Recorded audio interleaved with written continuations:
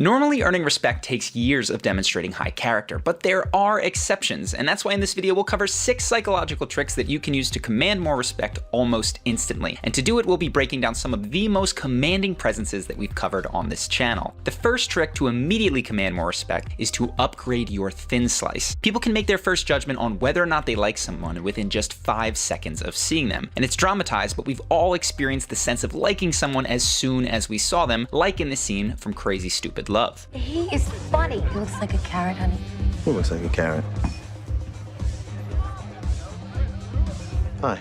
Thin slices are necessarily shallow judgments, and it can be tempting to chalk yours all up to genetic luck of the draw. But you do not have to be Ryan Gosling or Emma Stone to have a strong thin slice. In fact, one massive lever in your direct control is your clothes. Now, the mistake that most people make here is dressing with the subconscious goal of blending in. Because they're subconsciously scared of being judged, they dress like everyone around them to avoid even being noticed. And I don't want to focus too much on this, but there are 2 quick fixes. First, to start dressing one level nicer than the situation calls for, which will get you noticed in a positive way, and that's exactly what you see from Ryan Gosling in Crazy Stupid Love. And second is to focus much more on finding a brand that fits and flatters your body type rather than on finding the most expensive brand you can afford. Now, after you're styled, the next easy trick to influence your thin slice and immediately command more respect is to physically take up more space. Watch here as Tony Robbins own the space around him when he speaks and how it captivates his listener. You know, $300 a week, no, $2,500 excites him more, that memory to this day, than even the $1 million, you know, he did in his first 24-hour version, right? Or you breaking the 4 minute mile, $1 million, that must have been out of your mind. Tell me about that for a second. Now, physically taking up more space doesn't have to mean huge hand gestures that demand the spotlight. It can be as simple as sitting asymmetrically or taking up your entire seat. And the goal here isn't to encroach on anyone else's space in some kind of dominance game. In fact, you can always adjust to make more room for the people around you. It's to subcommunicate that you aren't afraid of being seen with your body. And that's exactly what restrained gestures and shrinking body language do. The easiest way to take up more space in a non-invasive way is with your own posture. Oh, wait. Next time that you're about to enter a room, just take a second to roll your shoulders back a few times and increase the space between the bottom of your ribs and your hip bones. This will make you stand taller, and you'll notice an immediate difference in how you feel as well as how people look at you. Now, the next trick is closely related to taking up more space, and it's to get comfortable with platonic touching. And yes, this one is on pause for the duration of social distancing, but generally speaking, most Westerners are awkward when it comes to making physical contact with others. For instance, waving hello instead of handshaking, and generally avoiding any physical contact after that initial greeting. But touch is integral to human connection, and not just with romantic partners. Touch builds trust and creates a feeling of safety and of closeness. It's one of the ways Oprah Winfrey connects with people so quickly.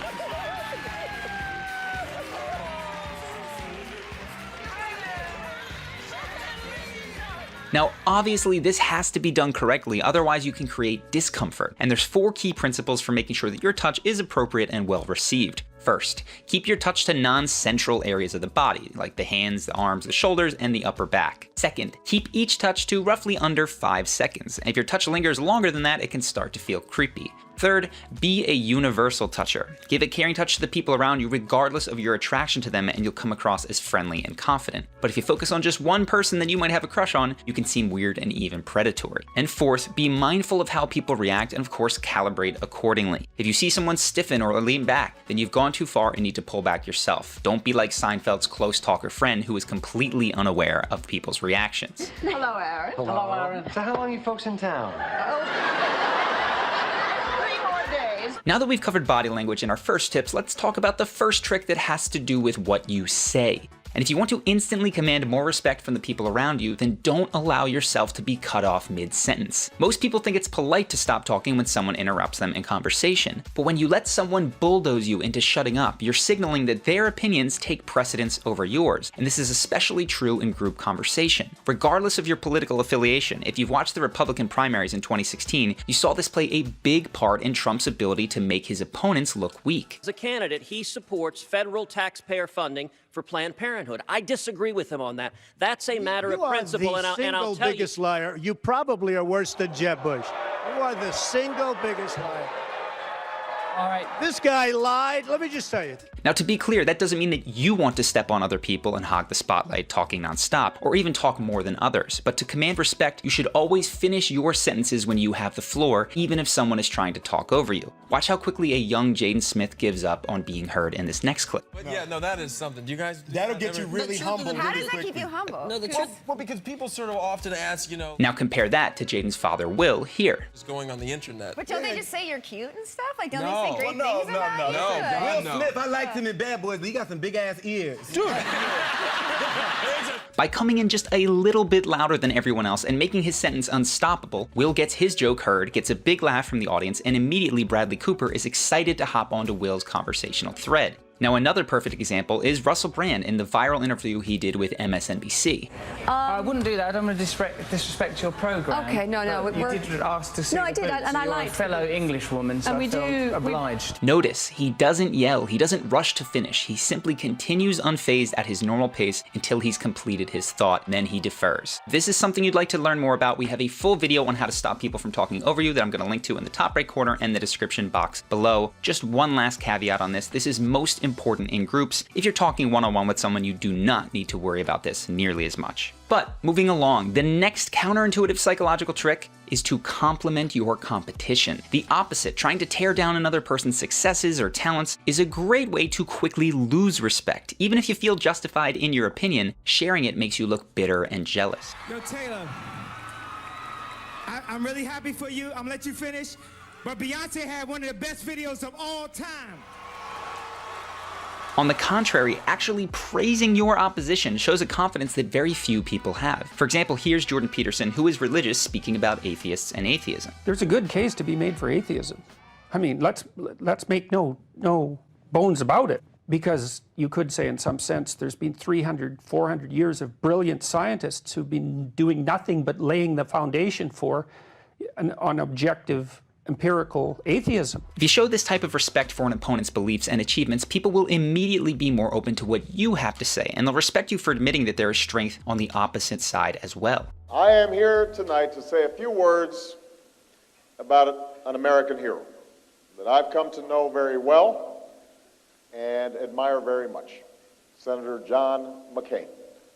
Now, bringing it back to your own life, two areas that this may apply are in work and in dating. For instance, when you elevate a coworker by complimenting their work, you elevate yourself as well because you show that you're fair, honest, and confident. On the flip side, in dating, if you badmouth someone because you think your crush might like them, you actually just make yourself seem insecure and petty and turn off your crush in the first place. Now, there are exceptions to this, of course. There are people who can trash talk their rivals in a way that commands tons of respect. Muhammad Ali is a prime example of that. Hands to the right. What a beautiful swing, and the punch lifts Frazier clean out of the ring. Who would have thought when they came to the fight that they would have witnessed the launching of a colored satellite? This works for Ali and Conor McGregor because not only are they in environments where trash talking is encouraged, but there's also humor and over-the-topness to what they say. That humor is what turns a potentially arrogant statement into a fun, confident one. Now, the last trick to instantly command more respect is to openly share your shortcomings. Most people incorrectly think that you have to hide your flaws, put on a strong front, and fake it till you make it, right? The truth is more nuanced, and that's because people can sense when you're hiding something, especially if you're overcompensating. Hi, would you mind taking a picture with us? Oh, sure. Start figuring out where he is. Sorry to hear that Jane dumped you. She didn't dump me, you know. I dumped her. It's a mutual dumping. In reality, people do not judge you on your shortcomings. They judge you on how you perceive your shortcomings. By being open about your imperfections, you show that you're not afraid to be seen as you are. And this is the genius behind the final rap battle in 8 Mile. Rather than pretend to be someone he isn't, Eminem owns the quote-unquote bad things about himself and wins the battle, ending the movie. I did get jumped by all 6 of you chumps. When you share your flaws and they don't embarrass you, it shows massive confidence. You can just watch the reaction that Brad Pitt gets for this award acceptance speech. Let's be honest, it was a difficult part. A guy who gets high, takes his shirt off, and doesn't get on with his wife. It's a big stretch. It's big.